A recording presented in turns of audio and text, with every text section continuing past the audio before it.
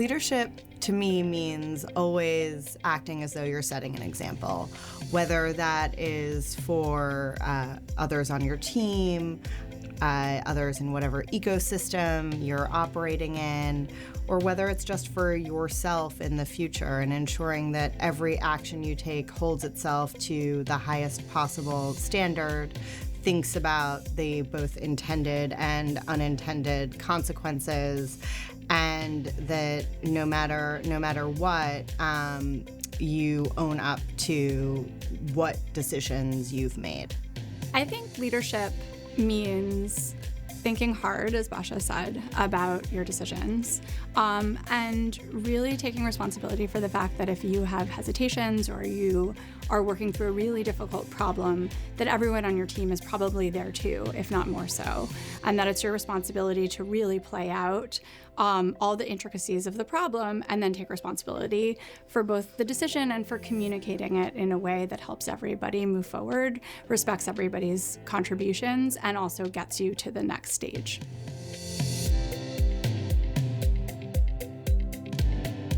It's also been very important to us, and I think very important in any organization, to have clear definition about decision-making and domains of influence too. So Mira and I have defined those over the years, where there are areas of the company, Mira runs our product organization, where she makes the ultimate decision. I'm the advisor. And then there are parts of the organization, I run our sales and marketing team, where I run it and she's the advisor. And ultimately, we do both not only have defined domains of influence, but also underlying trust with each other, that even though I will defer to Mira in her domains, if there is something I feel so passionately about that I am willing to die on the hill, go to the mat, Mira will listen. And the same is true in the areas of the company that I manage.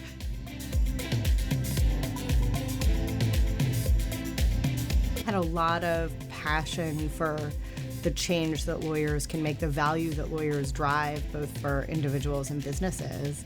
And Mira and I saw an opportunity to build a marketplace that transformed how legal services were delivered. And I think, very impacted by sort of other factors in the market. We graduated in 2010. It was during the Great Recession, and there was all the chatter that still exists about how law firm, rates kept rising, about how the billable hour was not sustainable.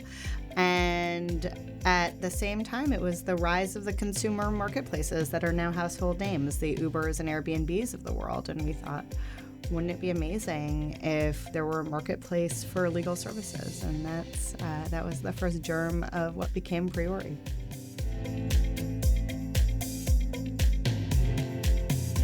This was not an overnight success, and I think it is hands down the hardest thing that either of us has ever done.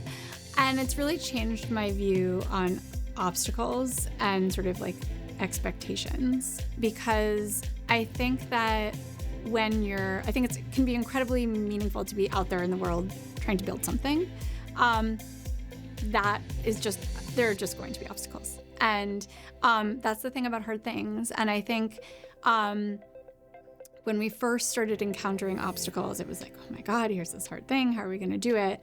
I think now we almost expect obstacles, and we've developed a lot of emotional resilience, as well as, tactical resilience. But I agree with Basha that the first place we start in an obstacle is that emotional resilience. It starts with our relationship, being honest with each other that we have encountered this obstacle, trying to size it.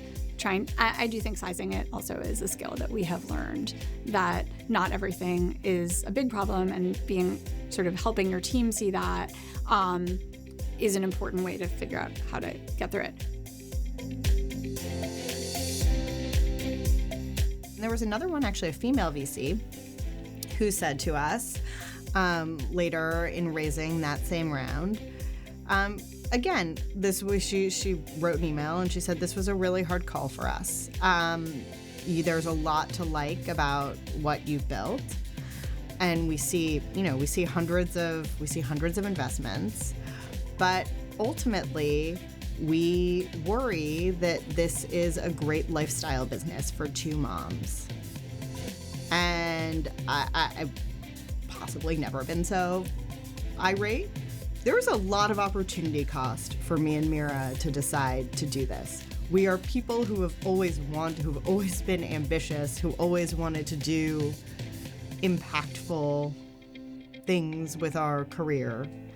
And I would not have foregone that to build a lifestyle business. But that was always an insinuation. And I think that relates to narrow views of what a leader looks like.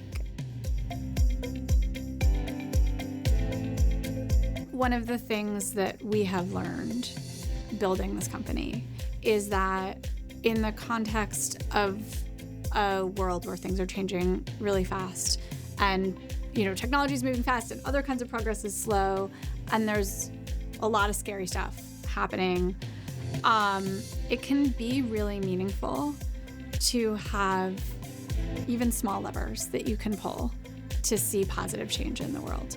So one example, as we were fundraising for the second time during COVID, and literally had gone out just before and had a term sheet as everything went away.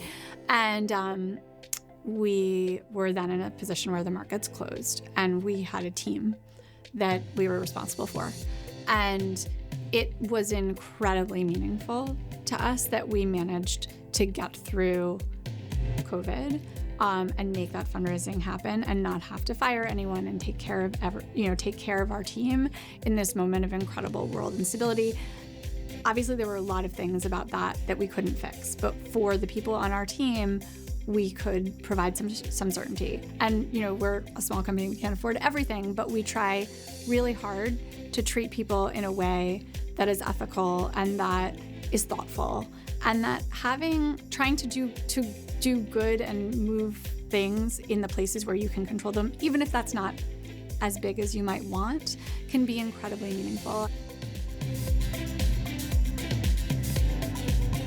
I love what we do. This was an idea that we had. Just the way you have ideas with friends. What if you did this? What if there were a company that did this? What if there were a product that did this? And that's what we were doing. And then we said, let's do it.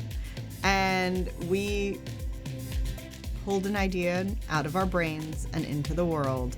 And it is a company that has changed maybe not lives, but the careers of thousands of people. And that vision, that impact, makes me feel joy every time I think about it.